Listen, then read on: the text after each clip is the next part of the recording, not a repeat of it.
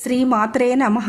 దుర్గముడు అనే ఒక గొప్ప దుర్మార్గుడైన రాక్షసుడు ఉండేవాడు. వాడి బలమే బలం. అధోలోకాలు, ఊర్ధ్వలోకాలు, మధ్యలోకాలు కూడా ఆక్రమించాడు. పైగా బ్రహ్మ దుర్గముడిని అనుగ్రహించి 4 వేదాలు ఇచ్చాడు. ఆ వేదాలన్నీ చదివాడు దుర్గముడు. ఏ విధంగా ప్రవర్తిస్తే దేవతలు బలహీనులవుతారో పసిగట్టి ఆ విధంగా ప్రవర్తించేవాడు. యజ్ఞానికి, తపస్సులకి, బ్రహ్మత్వానికి, దాన ధర్మాలకు కూడా అడ్డుకట్ట వేసేవాడు. పదవులు పోతే పోయాయి, ప్రాణం మీదకి తెచ్చిపెడుతున్నాడు ఈ దుర్మార్గుడు. అమృతం తాగామన్న పేరే గాని అట్టే కాలం బ్రతకనిచ్చేలా లేడు ఈ దుర్గముడు మనల్ని అని దేవతలంతా కూడా వారిలో వారు మాట్లాడుకునేవాళ్ళు. సర్వేశ్వరి, జగద్ధార, మహామాయ, శ్రీదేవి అయిన ఆ పరభట్టారికను ప్రార్థించారు దేవతలు. ఓ తల్లి, నువ్వే దిక్కు. ప్రపంచంలో జీవనాధారం నీళ్లు. అటువంటి నీళ్లు మచ్చుకైనా దొరకకుండా చేసేశాడు దుర్గముడు. నీళ్లు లేనిదే ఆచారం లేదు, నీళ్లు లేనిదే ఆహారం లేదు, నీళ్లు లేనిదే ఏదీ లేదు. ఓ కరుణాసాగరి, శరణు శరణు, శరణు శరణు శరణు అని చేతులెత్తి మ్రొక్కారు దేవతలు. అప్పుడు టక్కున ప్రత్యక్షమైందా మహామాయ. 100 కళ్లతో ప్రత్యక్షమైంది. ధనుర్బాణాలు, పద్మాలు 2 చేతులా ఉన్నాయి. తక్కిన చేతుల నిండా కూరగాయలు, కందమూలాలు ధరించి ప్రత్యక్షమైంది. ఆమె 100 కళ్ల నుండి కరుణారసం నీరై ధారలు గట్టింది. ఆమె చేతులతో ఇచ్చిన అక్షయమైన ఆహారాలతో జనం ఊపిరి తీసుకున్నారు. 9 రాత్రుళ్ళు 9 పగళ్ళు అలా ఉండిపోయిందా తల్లి. ఆ 9 రోజులు ఆమె నేత్రాల నుంచి ప్రవహించిన నీళ్లతో భూమి మొత్తం తడిసిపోయింది. పచ్చికలు మొలకెత్తాయి, పైర్లు జీవం పోసుకున్నాయి, బావులు చెరువులు నీళ్లతో నిండిపోయాయి. ప్రజలంతా సంతోషించారు, దేవతలు మరీ ఆనందించారు. పరిస్థితులన్నీ చక్కబరిచినాను, ఇంకేమైనా కావాలంటే కోరుకోండి అని అన్నదామే.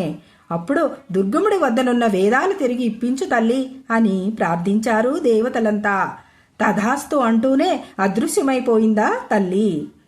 కందమూలాదులను అనుగ్రహించడం వలన శాకాంబరి దేవి అని, 100 నేత్రాలతో ఆవిర్భవించడం వలన శతాక్షి అనే పేర్లు ఆమెకు వచ్చాయి.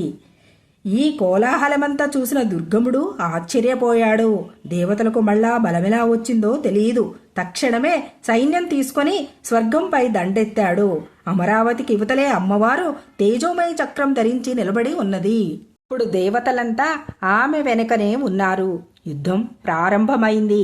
ఆ మహాసంగ్రామంలో అమ్మవారి శరీరం నుంచి కాళి, తార, చిన్నమస్తక, భువనేశ్వరి, శ్రీవిద్య, భైరవి, బగళ, ధూమ్ర, త్రిపుర సుందరి, మాతంగి, మహావిద్యా స్వరూపాలైన దశశక్తులు ఆవిర్భవించాయి.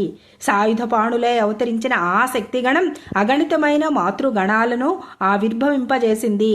చంద్రకళా పతాంసలు, చంద్రచండ ఆయుధపాణులు, విద్యుల్లేఖ సమతన్వంగులైన వాళ్ళందరూ కలిసి దుర్గముడి యొక్క 100ల సైన్యాన్ని నరికి అవతల పారేశారు. అమ్మవారు ఒకే ఒక్క దెబ్బతో దుర్గముణ్ణి చంపివేసింది. దుర్గముణ్ణి చంపడం వల్ల ఆమె దుర్గగా కీర్తింపబడింది. అడవులు, కొండలే ఆస్థానంగా కలిగి ఉంటుంది కనుక ఆమెను దుర్గా అని కూడా అంటారు. భయంకరులనే రాక్షసుల్ని చంపింది కనుక భీమాదేవి అని, భ్రమరాల్ని నియమించి అరుణుడిని చంపింది కనుక భ్రామరి అని, భ్రమరాంబ అని కూడా అంటారు. పెద్దమ్మ తల్లి ఆలయంలో శాకంబరి ఉత్సవాలు అంగరంగ వైభవంగా జరుపుతారు. అమ్మవారిని వివిధ రకాల కూరగాయలతో అలంకరించి పూజిస్తారు.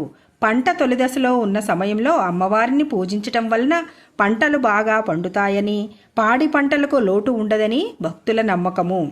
ఆహారాన్ని లోటు లేకుండా ప్రసాదించే చల్లన తల్లి శాకాంబర దేవి. ఈ శాకాంబర దేవిని శతాక్షి అని కూడా పిలుస్తారు. సర్వే జన సుఖినో భవంతు.